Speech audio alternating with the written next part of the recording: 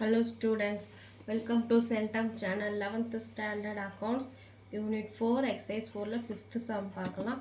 இந்த 5th sum already நம்ம third sum போட்டுருப்போம். அதே மாடல் தான். The following balances appear in the book of குமாரனுடைய assets liabilities கொடுத்துட்டாங்க. இதை வச்சு கேபிட்டலும் அண்ட் லெஜர் போஸ்டிங் பண்ணும் ஓப்பனிங் பேலன்சஸ் வச்சு அவ்வளோதான். இப்போ வந்து அசட்ஸ்லாம் டெப்டாஸில் எழுதுவோம், லைபிலிட்டிஸ்லாம் கிரெடிட்டாஸில் எழுதுவோம். கேஷ் அசட்ஸில் ஸ்டாக் அமௌண்ட் டியூ ஃப்ரம் ரோஹித்னா நமக்கு ரோஹித் கிட்டேருந்து அமௌண்ட் வரணும் 10,000. குமரன்ஸ் கேபிட்டல் அவங்களே கொடுத்துட்டாங்க. இது liabilities Kumaran's capital amount due to அனுஷ்னும் போது நம்ம வந்து அவருக்கு பே பண்ணணும். இது லைபிலிட்டிஸில் வரும். ஃபர்னிச்சர் வந்து நமக்கு அசட்ஸில் வரும். ஓகேங்களா? Cash stock amount due from Rohit furniture இதெல்லாம் assets. Amount due to Anush Kumaran's capital இது லைபிலிட்டிஸ். வாங்க ஃபஸ்ட்டு என்ட்ரி போட்டுடலாம். இதுக்கு அசட்ஸும் லைபிலிட்டிஸ்க்கும் இந்த book of Kumaran journal entries அப்படின்னு எழுதிட்டு date particulars ledger folio debit credit எழுதிட்டு அதாவது அசட்ஸில் அவங்க தனியாக கொடுத்துட்டாங்க.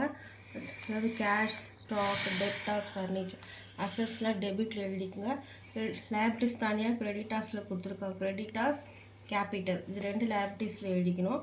பார்த்தோம்னா ரெண்டுமே நமக்கு ஈக்குவலாக 1,60,000 1,60,000 ஈக்குவலாக தான் இருக்குது. ஓகேங்களா?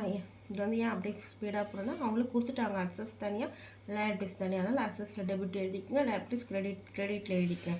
Narration being assets and liabilities brought forward இதை வச்சு லெட்ஜர் ஓப்பனிங் பேலன்சஸ் போடணும்.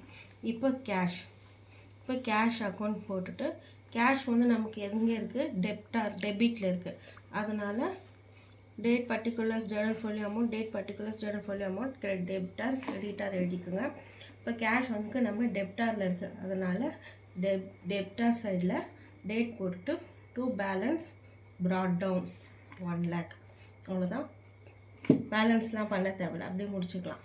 அடுத்தது ஸ்டாக் அக்கௌண்ட். அதே மாதிரி ஸ்டாக் நமக்கு எங்கே இருக்குது டெப்டார் சைட். அதே மாதிரி டெப்டார் சைடில் டேட் போட்டு டு பேலன்ஸ் ப்ராட் டவுன் 40,000. அவ்வளோதான். அடுத்தது டெப்டார் அக்கௌண்ட். அது டெப்டார் அக்கௌண்ட் நமக்கு எங்கே இருக்குது டெப்டார் சைடில் இருக்குது. அதனால் டெப்டார் சைடில் டு பேலன்ஸ் ப்ராட் டவுன் 10,000. அடுத்தது ஃபர்னிச்சர் அக்கௌண்ட் நமக்கு எங்கே இருக்குது டெப்டார் சைடில் டேட் போட்டு அதே மாதிரி டு பேலன்ஸ் ப்ராட் டவுன் 10,000. அடுத்தது கிரெடிட்டார்ஸ் அக்கௌண்ட் நமக்கு எங்கே இருக்குது கிரெடிட் சைடில் இருக்குது. அப்போ கிரெடிட்டார் சைடில் அதே மாதிரி டேட் போட்டுட்டு பை பேலன்ஸ் ப்ராட் டவுன் 40,000. அதாவது கேபிட்டல் அக்கௌண்ட் நமக்கு எங்கே இருக்குது கிரெடிட்டார் சைடில் இருக்குது. நம்ம அதே மாதிரி கேபிட்டல் அக்கௌண்ட் பண்ணி டேட்டு போட்டுட்டு பை பேலன்ஸ் ப்ராட் டவுன் 1,20,000. இவ்வளோ தான். நம்ம பேலன்ஸில் எதுவுமே பண்ண தேவையில்ல, கேரி டவுன் ஃபார் டவுன் எதுவுமே பண்ண தேவை. ஜஸ்ட்டு டெப்டார் சைடில் எடுத்து எழுதணும், கிரெடிட்டார் சைடில் கிரெடிட்டார் சைடு எடுத்து எழுதணும். இவ்வளோ தான் இந்த சம். உங்கள் எல்லாருக்கும் அண்டர்ஸ்டாண்ட் ஆகிருக்குன்னு நினைக்கிறேன். நோட் பண்ணிக்க.